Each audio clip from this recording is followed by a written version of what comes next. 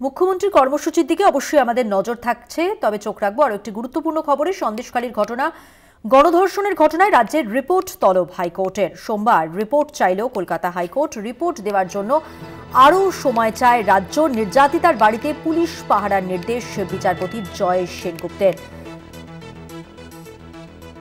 প্রতিনিধি পীযূষ কান্তি নাগ রয়েছেন আমাদের সঙ্গে টেলিফোন লাইনে। পীযূষ কান্তিদা, কি খবর রয়েছে? দেখো, কলকাতা হাইকোর্টের বিচারপতি জয় সেনগুপ্তের নির্দেশ যে সন্দেশখালীর গণধর্ষণের ঘটনায় নির্যাতিতার যে আবেদন, সেই আবেদনের প্রেক্ষিতে আগামী সোমবারের মধ্যে রাজ্যকে একটি তদন্তের গতি প্রকৃতি সংক্রান্ত রিপোর্ট জমা করতে হবে। পাশাপাশি অবিলম্বে নির্যাতিতার বাড়িতে পুলিশি নিরাপত্তার ব্যবস্থা করতে হবে। দুজন পুলিশ কর্মী সেখানে নিয়োগ থাকবেন, তার মধ্যে একজন সশস্ত্র পুলিশকে রাখতে হবে, এমনটাই নির্দেশ বিচারপতি জয় সেনগুপ্তের। এবং নির্যাতিতার গণধর্ষণ সংক্রান্ত বিষয়ে রাজ্যের দাবি যে তদন্তের কাজ শেষে রয়েছে এবং অবিলম্বে চার্জশিট পেশ করা হবে।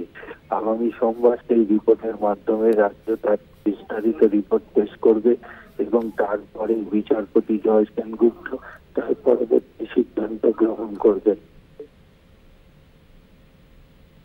ধন্যবাদ পীযূষ কান্তি। কথা বললাম প্রতিনিধি পীযূষ কান্তি নাগের সঙ্গে। সন্দেশখালীতে গণধর্ষণের অভিযোগে রাজ্যের রিপোর্ট তলব হাইকোর্টের। আগামী সোমবার রিপোর্ট দিতে হবে রাজ্যকে।